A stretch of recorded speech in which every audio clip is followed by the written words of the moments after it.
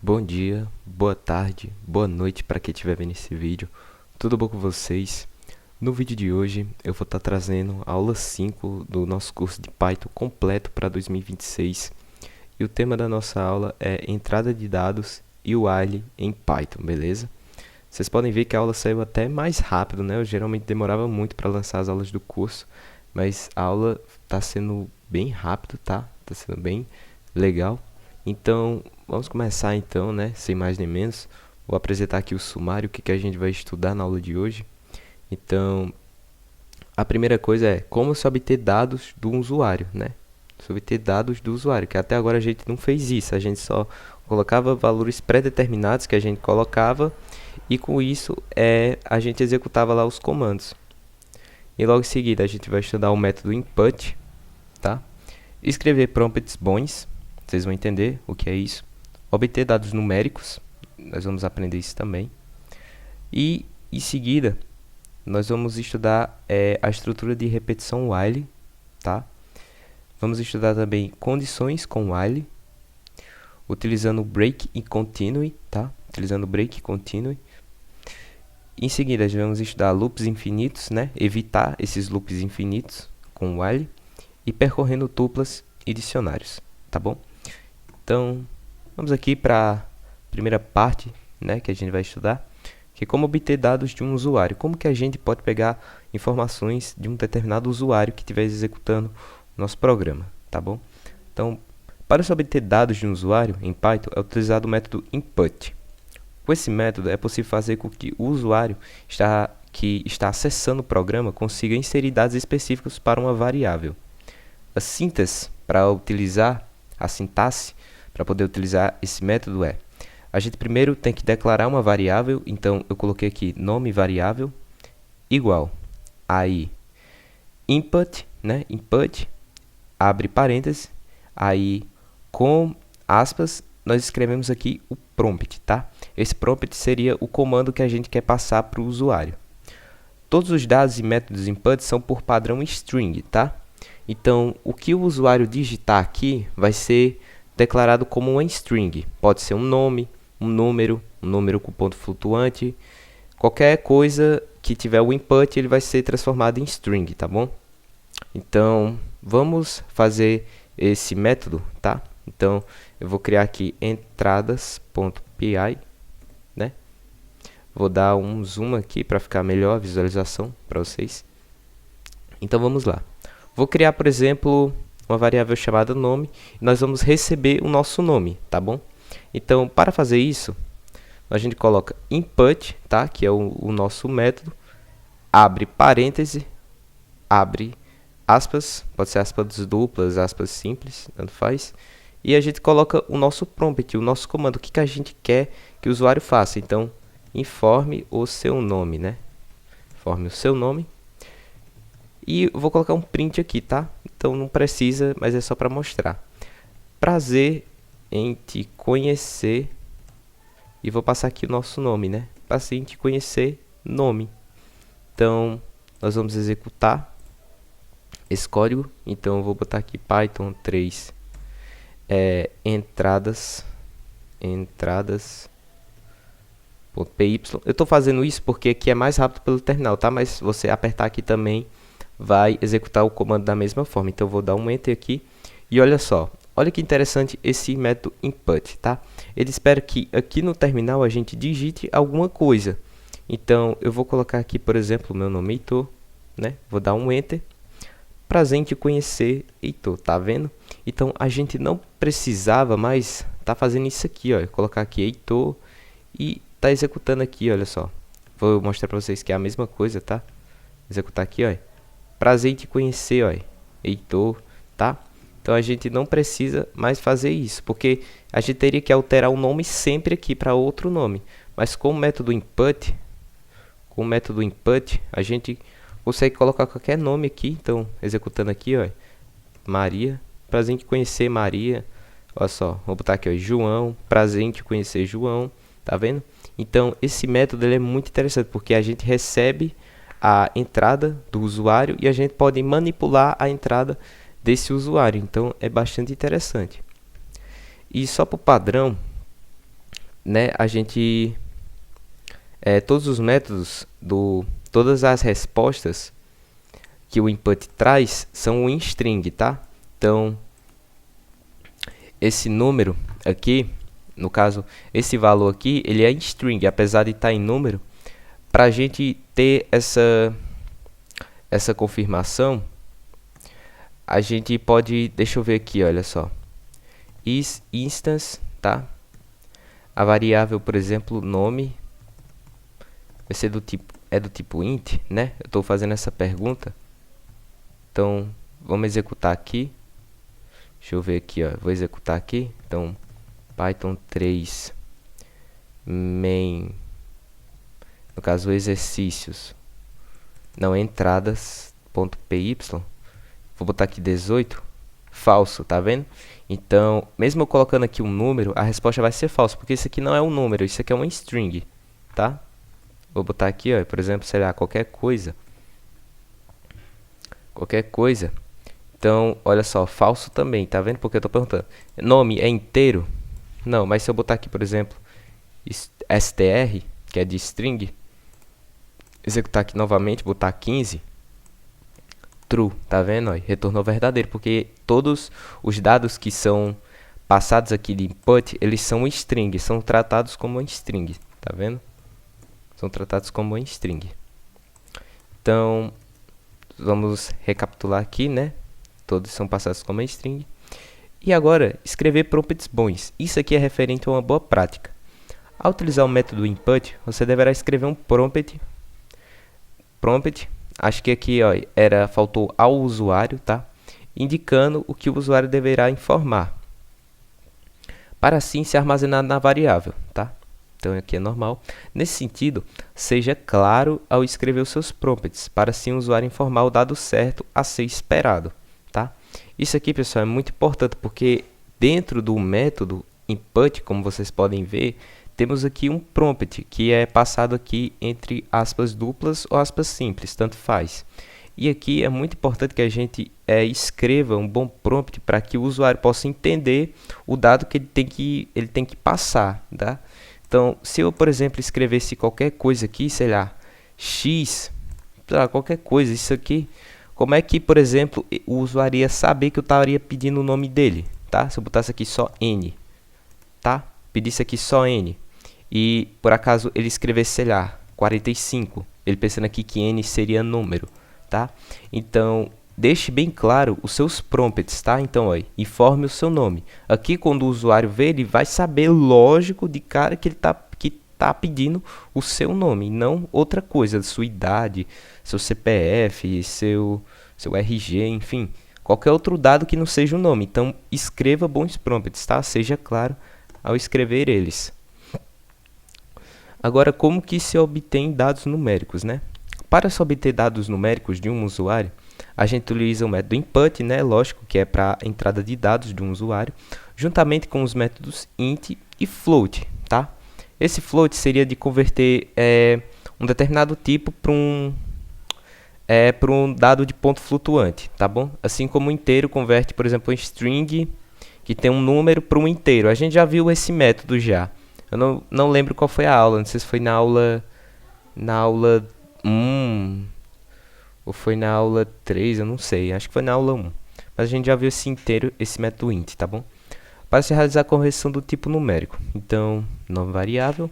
Se a gente quiser receber, por exemplo, um dado inteiro, a gente coloca int, aí entre parênteses nós passamos o método input, tá? Com prompt. Se a gente quer um dado de ponto flutuante, a gente bota aqui, ó, float, entre entre parênteses, bota dentro aqui o método input, aí abre parênteses de novo e coloca aqui o prompt, tá? Então vamos fazer essa coisa, vamos fazer isso aí. Então beleza, vamos pedir a idade, vamos colocar então, sei lá, int, a gente vai passar int, né, input, informe a sua idade.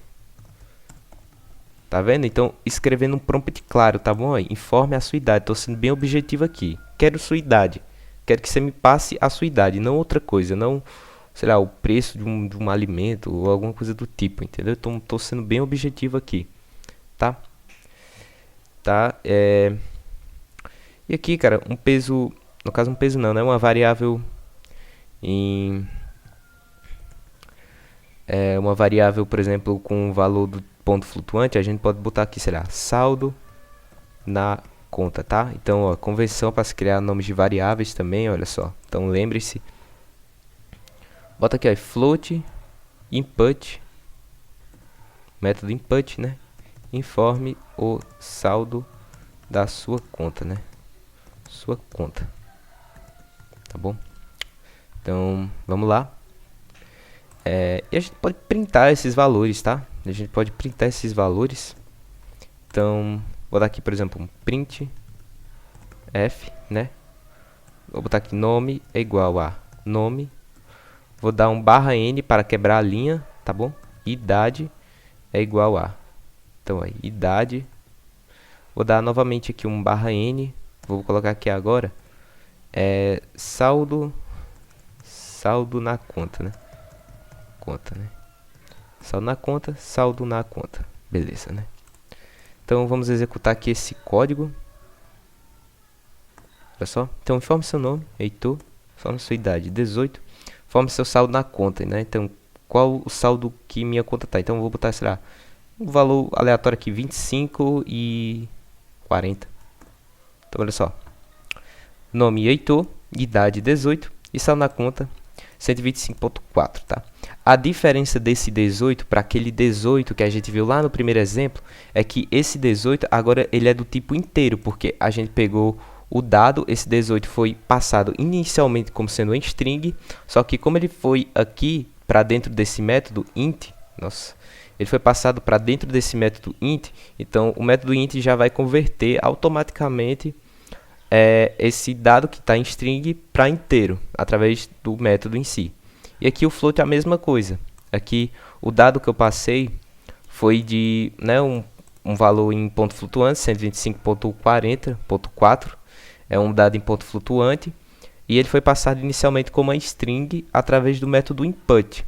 Mas como ele está dentro de um outro método, ou esse método input está dentro de um outro método, que é o método float, que ele vai converter o dado em si para o tipo primitivo float, de ponto flutuante, então acaba que ele converte esse valor, e esse valor aqui não é mais uma string, é um valor em ponto flutuante, um valor tipo float, entende? Então é dessa maneira que a gente faz para receber dados numéricos, né, realmente numéricos, e dados de ponto flutuante, com vírgula, tá bom? É dessa forma. E agora, pessoal, nós vamos estudar agora uma estrutura de repetição que a gente não estudou, né? A gente não fez nenhum exemplo. A gente não estudou essa estrutura de repetição, que é a estrutura de repetição while. While significa enquanto em inglês, tá? Enquanto, né? Então vamos estudar ela. O while é uma estrutura de repetição, assim como o for, cujo objetivo é executar um bloco de código, uma instrução e uma quantidade finita de vezes, tá? Então, é basicamente a mesma proposta do for, com algumas diferenças, óbvio, que ele vai pegar o bloco de código específico e vai executar numa quantidade determinada de vezes, né? Uma quantidade finita de vezes, não é infinito, tá? Ele só vai executar várias vezes numa determinada quantidade. E a sintaxe, para criar ele, a sintaxe, é while, e aqui vai ter uma condição, tá? Essa condição eu vou explicar para vocês.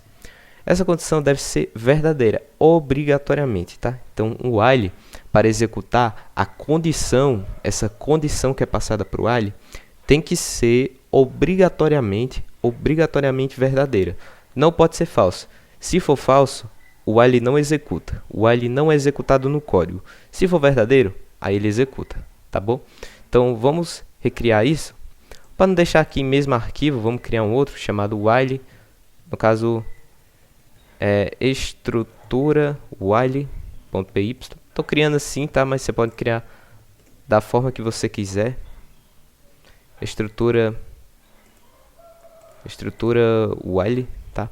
Então, sem problemas. E vamos criar essa condição aqui, tá? Na realidade, vamos ver os exemplos, porque assim fica melhor de entender essa condição. Então, exemplo com while. Programa que vai contar de 1 até 10, tá bom? Programa que vai contar de 1 até 10. Então, vamos analisar. Número é igual a 1, tá? Então, eu tenho uma variável do tipo inteiro que armazena o valor 1. o nome dela é número, tá? Então tem um espaço na memória, está sendo reservado para essa variável e ela possui o valor 1. Então, o while número for menor ou igual a 10, executa isso aqui. Vamos traduzir isso aqui para o português. Enquanto a variável número, que é essa daqui, olha só, essa daqui de cima. Enquanto a variável número ela for menor ou igual a 10, se ela for menor ou igual a 10, mostre esse código aqui, tá? Execute essa coisa, execute essa instrução. Olha só, número é 1. 1, ele é menor ou igual a 10? Sim. Ele é igual a 10? Não, mas ele é menor que 10. Então, enquanto esse número aqui, a variável número, o valor dela for menor ou igual a 10, então executa isso aqui. Então, você está vendo que aqui há a condição para que esse while execute aqui é de que a variável número que está dentro aqui tenha que ser menor ou igual a 10. Se ela for menor ou igual a 10, isso aqui vai ser mostrado. Vai ser totalmente mostrado, vai ser totalmente executado, né? Depende muito do seu fluxo do seu código dentro do seu programa. Então, enquanto o número aqui for menor ou igual a 10, é executar isso aqui. Então, no caso, a gente vai mostrar a variável número e vai incrementar nela. Incrementar seria acrescentar mais uma unidade para essa variável. Então, aqui vai ser número é igual a o valor de número, a variável número, mais 1. Então, vai ser 1, 2, 3, 4, 5, 6, 7, 8, 9, 10. Vai contar até 10. Só que vai chegar um momento que vai dar 11 aqui, tá? Vai dar 11. Aí, então, ele vai se perguntar, 11, ele é menor ou igual a 10? Não, é falso. Então, ele para totalmente, tá? Ele, quando executa isso aqui tudo, ele volta para cá de novo, tá? Ele volta para cá de novo e ele vai fazendo esse fluxo toda a vida, sempre, sempre, sempre, tá? Então, vamos fazer esse exemplo, né? Número é igual a 1. While número for menor ou igual a 10, então print número e número vai ser acrescido mais 1, tá? Então, vou executar Python 3, estrutura while.py. Veja só, tá? Esse 3 aqui não é daqui não, tá? Esse 3 é porque é do Python 3, tá? Do comando Python 3. Então, descarta esse 3 aqui. Começa realmente daqui e vai até aqui, olha só. Então, ele vai, né? Ele vai mostrar número, né? Já que ele é menor ou igual a 10, então ele vai mostrar. Então, ele vai somar mais 2. 2, ele é menor ou igual a 10? Sim, então vai mostrar. 2, depois 2 mais 1, 3. Então, ele vai fazendo isso, né? Até chegar aqui 10. Vamos lá. 10, ele é menor ou igual a 10? Sim, ele é menor que 10? Não, mas é igual a 10. Então, ele vai mostrar mesmo assim o 10 e vai fazer 10 mais 1, que é 11.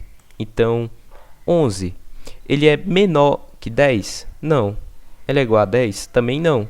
Então, quando ele dá falso, essa estrutura aqui não executa mais. O código para por aí, tá? A estrutura de repetição while para por aí, tá? Então, não é mais possível executar essa estrutura se a condição é falsa, entendeu?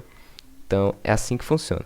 Outro exemplo, programa para percorrer uma lista de números, tá? Então, aqui temos uma lista, né? Se você acabou faltando um parêntese aqui, tá? Mas aqui tem 2 parênteses. O list é um método, tem que ter outro parêntese aqui para completar, para fechar o método. Range, então vai se criar uma lista de 1 até 30, de 30 valores. Tem uma variável i, que é igual a 0. Variável i que vai ser igual a 0. E vai ser assim, enquanto i, se a variável i ela for menor que o tamanho dessa lista, se você não está entendendo o que é tamanho de lista, o que é list, o que é range, isso aí tudo eu expliquei na aula 2 do nosso curso de Python. A aula 2, com certeza, que é listas e tuplas. Então veja a aula, tá? Veja essa aula para você entender melhor essas coisas aqui, porque eu não vou estar explicando, porque isso aí já foi explicado, tá bom? Então, enquanto i ele for menor do que o tamanho da minha lista, né? O tamanho da minha lista, vai mostrar o número, ele vai mostrar, no caso, o número que está presente no índice i. O índice i, tá? Então, números do índice i vai valer 0 inicialmente, então ele vai mostrar o número 1. E i vai ser acrescido, né? Vai ser incrementado mais 1. Então, 0 é igual a 0 mais 1, que é o incremento, né? Incremento seria somar com 1. Então, ele vai fazendo isso até uma hora chegar a 30. Então, quando chegar a 30, vai fazer 30 é menor do que 30, que aqui o tamanho da lista vai ser 30, tá? Se 30 tem 30 valores, então vai ter 30 aqui. Então, 30 é menor que 30? Falso, então ele não executa mais isso. Vamos fazer esse exemplo? Então, vou apagar aqui. Então, números é igual a list, range, então, de 1 até 31, e vamos percorrer, tá? I igual a 0, enquanto i ele for menor que len números, então, ele vai executar aqui, ó, print números do índice i, e i vai ser acrescido de 1, pronto. Então, esse aqui é o nosso código para percorrer, né, todos os elementos dessa lista. Então, vamos executar aqui, olha só. Então, ele foi, né, então, ele foi mostrando cada elemento da lista até uma hora que dá 30, né? Deu uma hora da 30. E ele foi fazendo isso, né? Porque i aqui teria que ser 29 para ele mostrar o 30, tá? Teria que ser 29, porque o índice seria esse número aqui menos 1, então 29. O índice dele é 29. Então, i aqui é 29, quando deu 30 aqui, ele simplesmente parou de executar. Quando o i deu 30, o código parou de executar. Tá? Temos mais um exemplo aqui, olha só. Na realidade, aqui seria as condições com o while, né? Então, como que funciona as condições com o while? É possível utilizar a palavra reservadas, né? Como break e continue. O break é utilizado para encerrar o loop, enquanto o continue ele é ignorado, ele ignora uma situação específica. Então, esse aqui seria um exemplo com break. Então, vamos ver esse exemplo com break. While true, tá? While true, a gente pode fazer esse tipo de execução, né? Aqui, a variável booleana é verdadeira, então ele vai executar, até porque verdadeiro é verdadeiro por si só. Então, como que vai funcionar aqui? Então, tem uma variável n, tá? Uma variável local que está dentro de um bloco específico de código. Então, tem uma variável local chamada n, que é igual a uma... Ele vai ser um valor numérico, tá? Porque vai converter para inteiro o resultado de input, dependendo do que o usuário digitar, né? Então, aqui, ó, digite um número. Então, o usuário vai digitar um número. Ele pode digitar n números quaisquer. E vai ser o seguinte. Se o resto da divisão desse número por 2 for igual a 0, então se esse número for divisível por 2, ele vai encerrar o laço, tá? O break, ele corta o laço, ele quebra, tá? Ele quebra. Se o número que ele digitar não for, né, o resto da divisão desse número por 2 for diferente de 0, for 1, for 2, for 3 ou qualquer outro número, ele vai mostrar aqui ímpar, tá? Então, vai ser ímpar esse número. Então, vamos fazer esse exemplo utilizando o break, tá? Então, dá uma limpada aqui nesse terminal. Então, vamos lá. While true, né? Então, n é igual a int input. Então, informe. Pode ser obrigatoriamente o mesmo prompt, tá? Então, informe um número inteiro. Vou botar aqui um número inteiro para ser mais específico, né? Se você não sabe o que é if, né, o que é isso que eu estou fazendo, essa comparação e etc. Veja as aulas do curso, tá? Isso aqui é a aula 3, condições em Python. Eu expliquei o que é esse if aqui. Então, veja lá. Então, vai quebrar, né? Break. Else. E vai mostrar aqui, ó. Ímpar, tá? Ímpar. Beleza? Então, vamos executar aqui esse código. Novamente. Ah, não, eu apertei foi... Droga. Apertei foi um clique aqui. Vamos colocar aqui, ó. Estrutura while. Então, informa o número inteiro. Vou colocar aqui 5. Ímpar, tá? Então, ele vai voltar de novo aqui, olha. E vai perguntar de novo. Informa o número inteiro. 3. Ímpar. Beleza. Se informar agora 78, que é um número par. Executar aqui. Ele encerrou o laço. Por quê?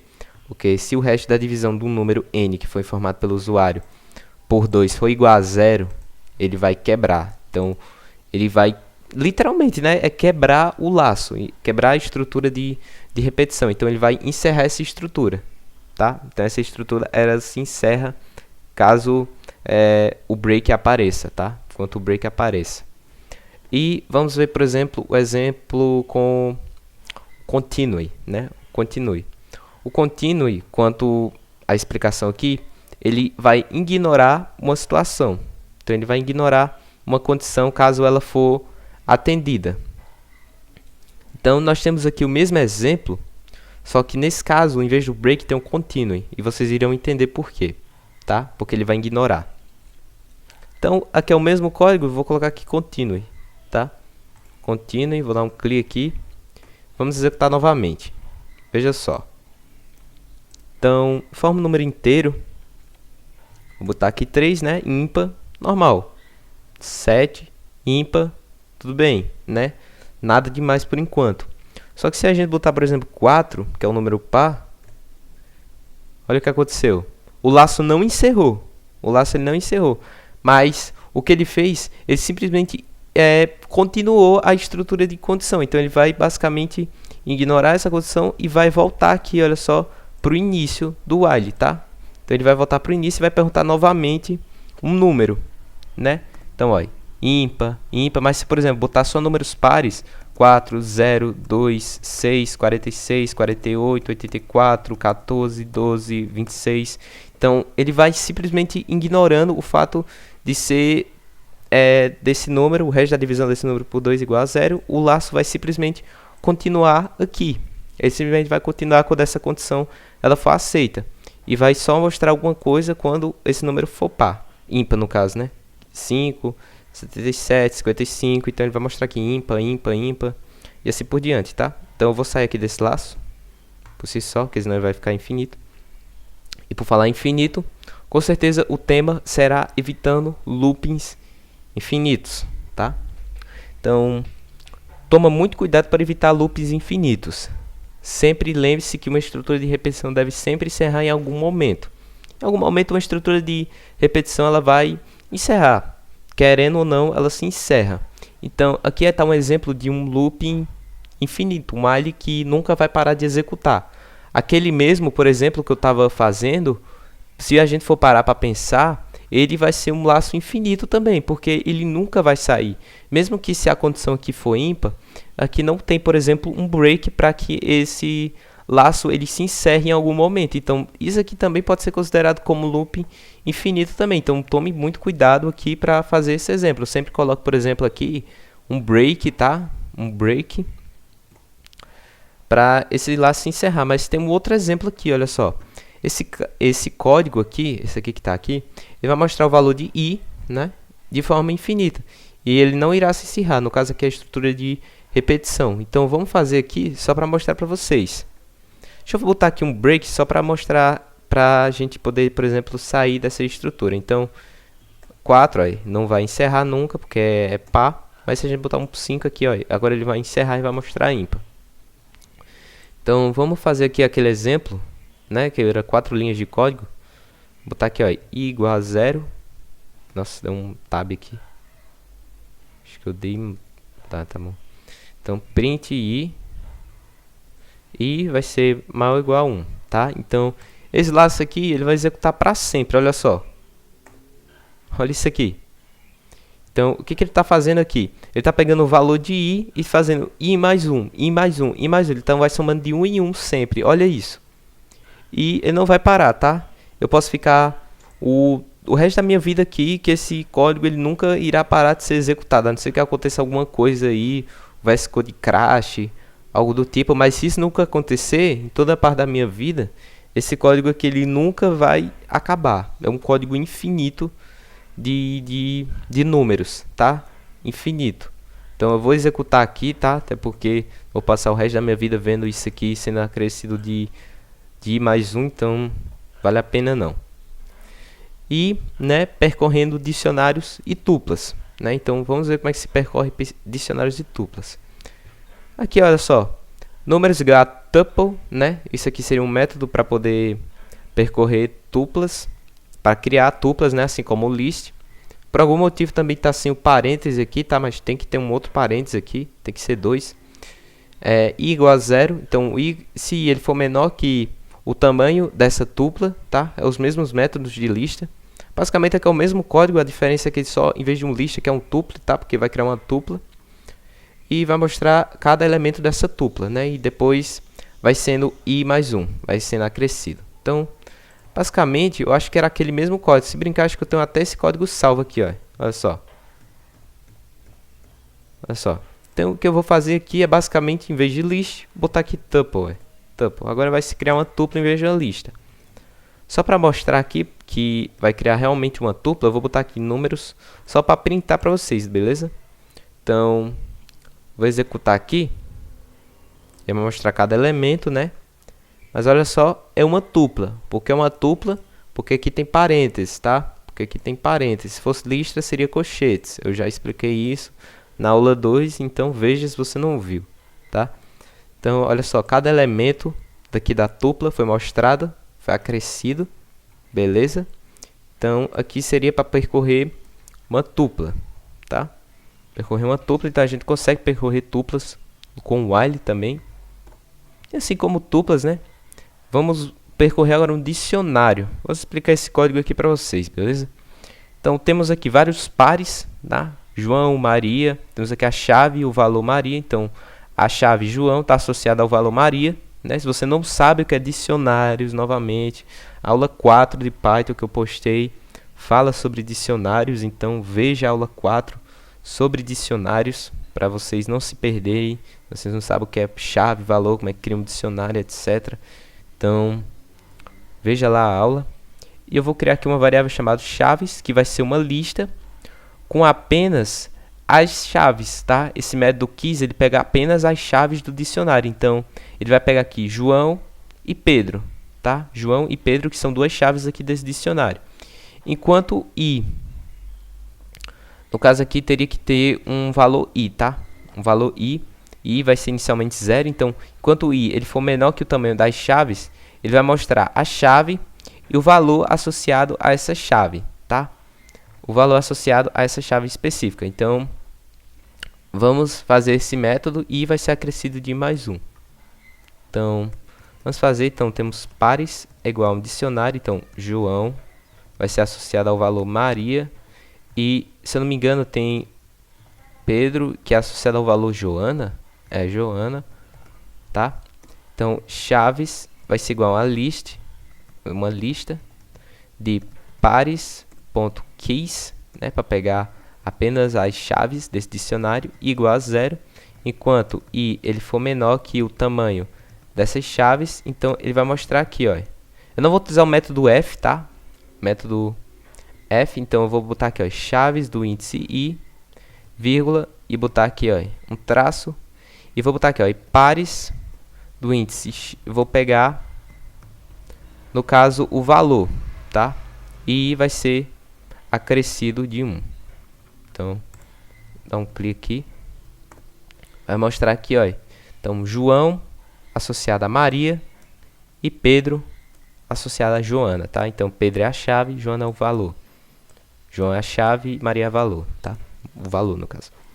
Então, pessoal, essa é a aula de hoje, tá? Foi uma aula bem mais rápida, nosso curso de Python, tá? A próxima aula com certeza vai ser uma aula muito grande, que eu vou falar sobre funções em Python. Então, desde já, eu agradeço demais pela participação de vocês, tá? Eu espero muito que vocês estejam aprendendo mesmo com minhas aulas. E é isso, galera. Valeu!